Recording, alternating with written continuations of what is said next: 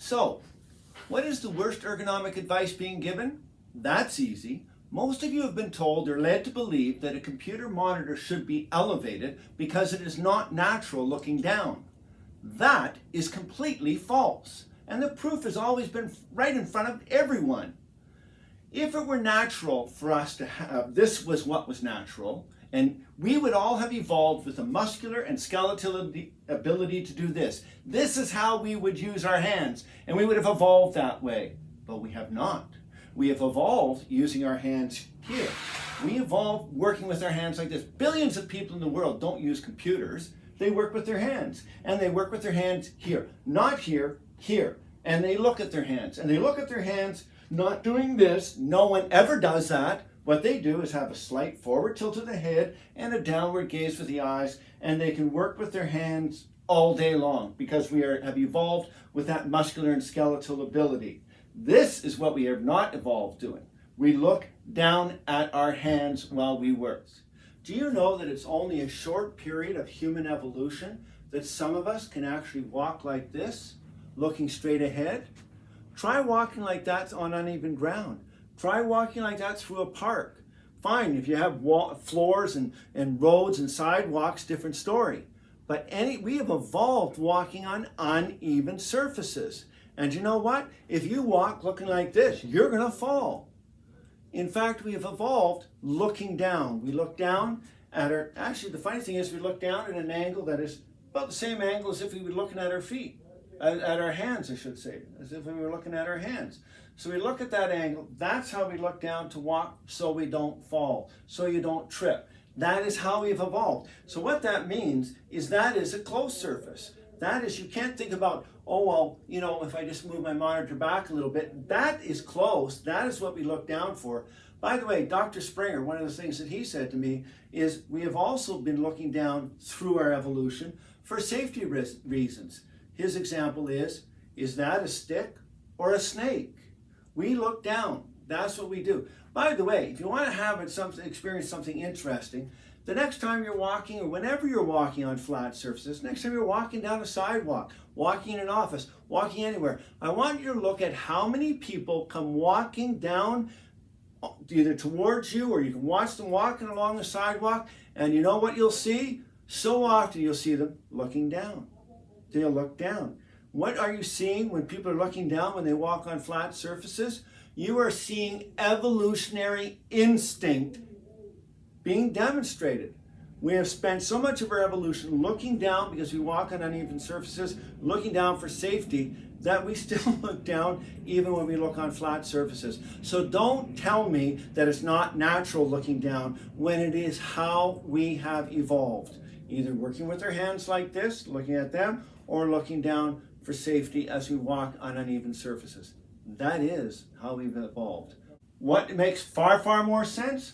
Obviously, it is a lower monitor. It is a monitor that sits down here. This is what we need. This is how we work. We look down, and we should have this monitor as close to the keyboard as possible. Do you know what? We have never, as consultants, recommended an elevated monitor. And you know what else? We've never used human evolution as our reason.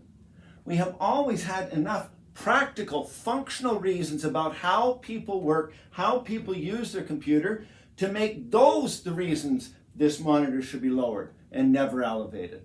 What do they include? Well, we know that most people look at their keyboard. They could look at their keyboard a lot, certainly a lot more than they think they do. Sure, we've had people say to us, oh, I'm a touch typist. I don't look at my keyboard. But what do? We do eye motion studies. We actually track where do their eyes go. And it is amazing how many times people actually look down at their keyboard and back up to their monitor. And the greater the separation, the more eye strain, obviously, that you're going to experience.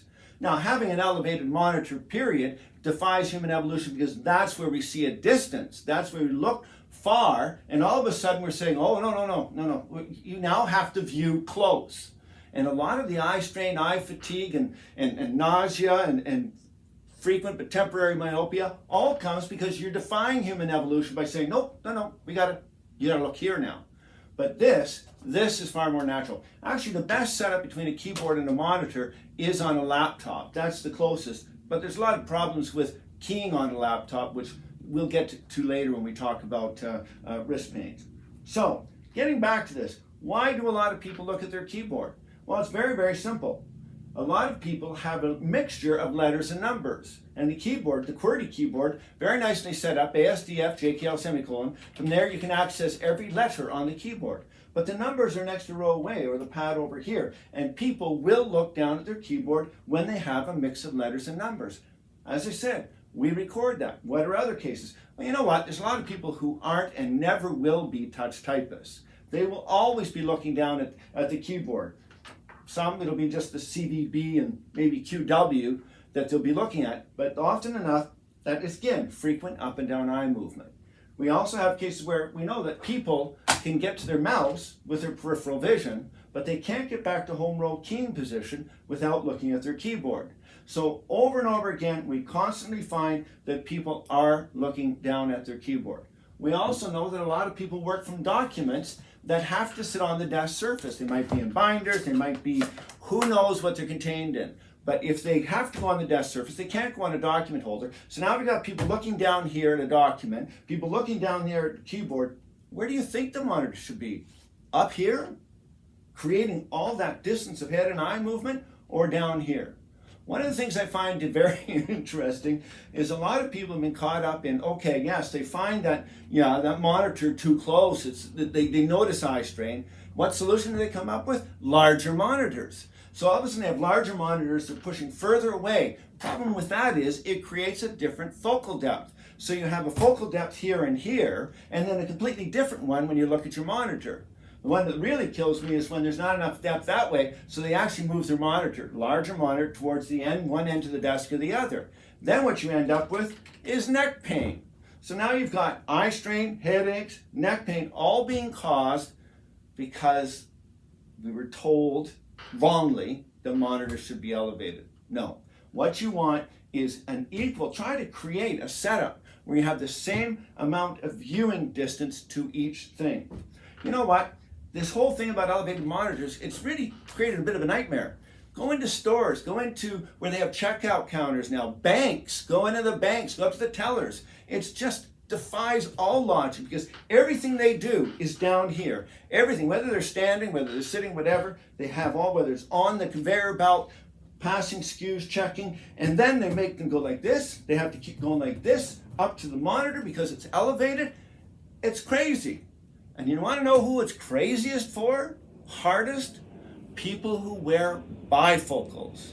And there's growing in numbers of people wearing bifocals. What do they end up having to do? This. They're doing like this when the monitor is elevated. They end up tilting their head back. And when I watch them in banks and checkout counters, and it's what they have to go through. It's crazy. If stores and banks are wondering why they're having a harder time finding people to man those positions, well, why make it so impossible for people who wear bifocals? In fact, I gotta tell a simple little story. I remember working in a telecom company once, and I was actually working in one department, but I kept walking by this woman who was wearing bifocals, and monitor was up here, it was on top of the CPU in those days, and she's doing this constantly, just tilting her head back like this. And I went over to her and I said, "Mommy, Bobby, tell me something. Do you ever experience any physical discomfort during the working day?" And she goes, "Oh my God, yes. Oh my God, yeah. My neck hurts so bad." She says, "The pain is terrible." And then she goes, No. The pain is horrible." So the word terrible wasn't good enough, and it's horrible. And I said to her, "To what do you attribute your discomfort?" And you know what she said? "It's because I'm getting old." Yeah, I've heard that a lot. It's because I'm getting old. How sad is that? And of course, I did explain to her that she may be getting old, but that wasn't what was causing the pain in her neck. It was the elevated monitor, and I very quickly moved the CPU, brought the monitor down, and she could see immediately the difference in her comfort and well-being. So, let's go over this again. So why would people want functional reasons? What are the reasons that people would want to have a lower monitor? Well, if they're not touch typists, never will be. They already know they're looking down the keyboard, between the keyboard and the monitor a lot. If there's a lot of numbers and letters mixed in the data that you're processing, you know you're going to be looking down at the keyboard a lot. And by the way, let me stop for a sec.